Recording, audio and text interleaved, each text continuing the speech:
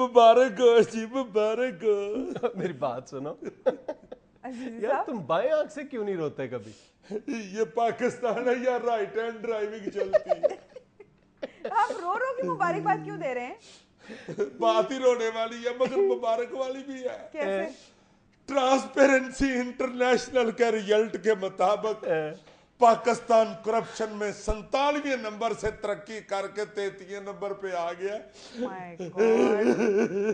अजीज साहब, इस पे रोना समझ आ रहा है। रोना मैं तो टकरे मार रहा हूँ उस दिन से जिस दिन से मुझे ये पता चला है। कितनी वैसे शर्म वाली बात है यार। रिपोर्ट पड़ी है? हाय हाय होशरुबा रिपोर्ट है।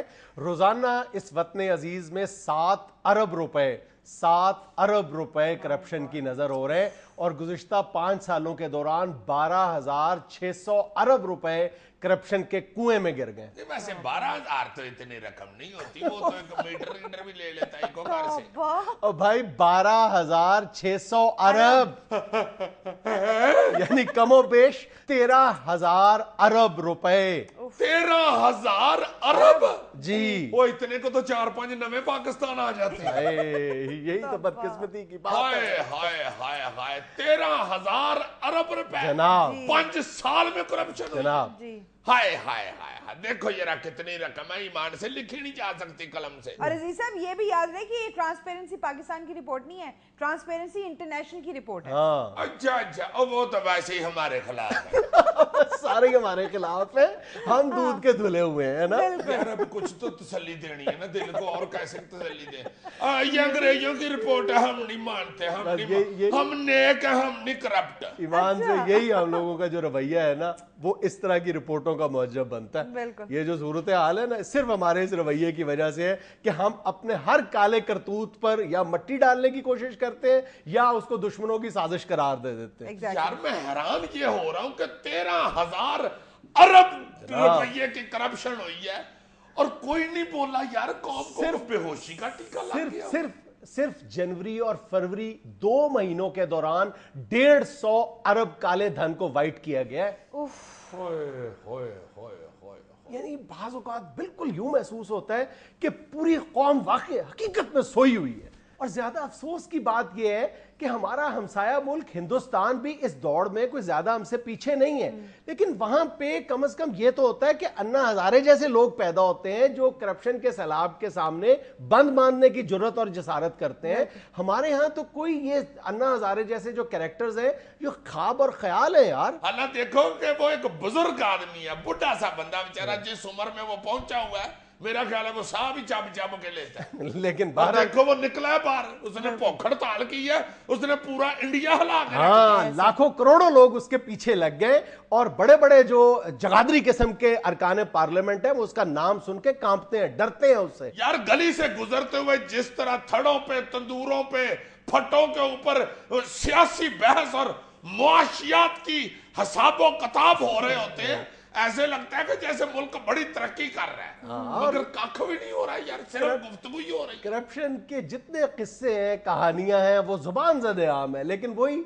सरगोशियां हैं, कयास आराइयां हैं, मुखबरियां हैं, लोग सब कुछ जानते हैं। इन ड्राइंग रूम्स में बैठ के अपने आप को ज्यादा से ज्यादा बाखबर साबित करने के लिए हम करप्शन की नित नई स्टोरीज सुनाते हैं। इसी तरह हमारे एंकर्स जो हैं वो अपने प्रोग्राम्स को ज्यादा से ज्यादा क्रिस्पी बनाने के लिए करप्शन की कहानियों को इस्तेमाल करते हैं। इसी तरह यानी चौकों में, चौराहों पे अवाम कुड़ रहे हैं इन कहानियों पे, इन किस्सों पे, इन नए नए स्कैंडल्स पर। लेकिन फिर सवाल ये पैदा होता है कि हमारे यहाँ अन्ना हजारे क्यों पैदा नहीं होता? इसलिए कि हम सब के अंदर बेशक छोटा सा है, एक ना एक करप्ट बंदा जरूर बैठा हुआ है। हाँ। हर करप्शन बढ़ गई हुई है भाई जी, करप्ट लोग ज्यादा हो गए हुए हैं।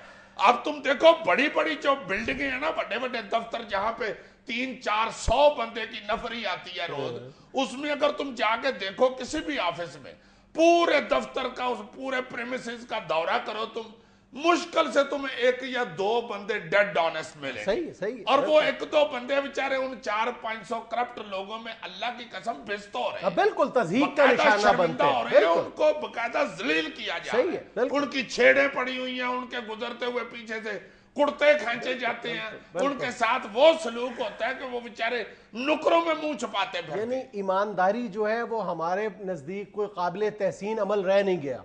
اور बेईमान जो है वो उसकी इज्जत है। और दूसरी बात ये भी कि हमारा रवैया ऐसा है कि हम करप्शन के खिलाफ आवाज बुलंद करने से भी पसोपेश से काम लेते हैं, डरते हैं किसी ना किसी अंदाज में। मुझे बल्कि वो वाकया याद आ रहा है जो सोवियत लीडर जो ख्रुश्चेव, उससे मंसूब किया जाता है आमतौर पे कि ख्रुश्चेव जब सोवियत प्रेसिडेंट बना तो पार्लियामेंट के पहले इजलास से खिताब करते हुए स्टालिन पर और उसके दौर में होने वाली करप्शन पर तनकीद कर रहा था, तो किसी ने उसको चिट लिखकर भेजी कि आप स्टालिन के दौर में क्यों खामोश रहे। तो उसने गुस्से से पूछा कि कौन है ये गुस्ताख।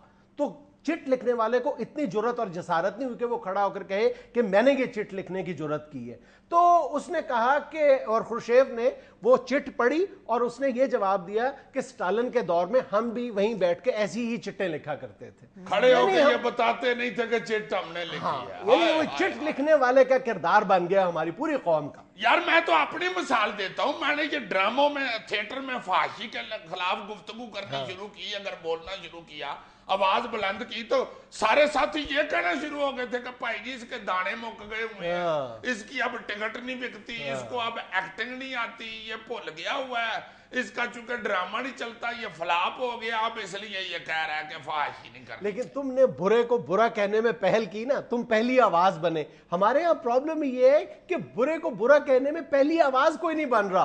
वो जो वो ने क्रिस्टिन एंडरसन की द एम्प्रेस न्यू क्लोथ्स, जो हमने कहानी पढ़ी हुई अपने सिलेबस में भी, कि बादशाह नंगा है, बादशाह कहता है कि बड़ा शानदार लिबास सियो, तो शाही दर्जी जो है वो उसको बिल्कुल कोई लिबास भी नहीं उसको पहनाता और कहता है कि बादशाह सलामत बड़ा शानदार लिबास है और ये सिर्फ अक्लमंदों को नजर आएगा। तो बादशाह जब उसी हालत में बाहर निकल आता है तो कोई एक शख्स भी सिर्फ यानी इस डर से कि मैं यानी बेवकूफ ना कहलाऊं, वो ये नहीं कहता कि बादशाह सलामत आप बरहना है, आप नंगे हैं। और फिर एक छोटा सा बच्चा उठ के कहता है कि बादशाह नंगा है, फिर उस बच्चे के पीछे पूरी कौम लग जाती है और उसकी आवाज में आवाज मिलाती है, सबने कहना शुरू कर दिया कि बादशाह नंगा है। अब मसला तो यही है कि हमारे यहाँ करप्शन के खिलाफ वो बच्चा कौन बनेगा जो पहली बार आवाज बुलंद करेगा। वैसे मैं तुम्हें एक बात बता दूं, ये काम इधर पाकिस्तान में भी अब हमारे बच्चे ही करेंगे। ये बच्चियों में ही जरूरत है कि वो कहना शुरू कर दें बाबा नंगाई होए, बाबा नंगाई होए, बाबा नंगाई होए।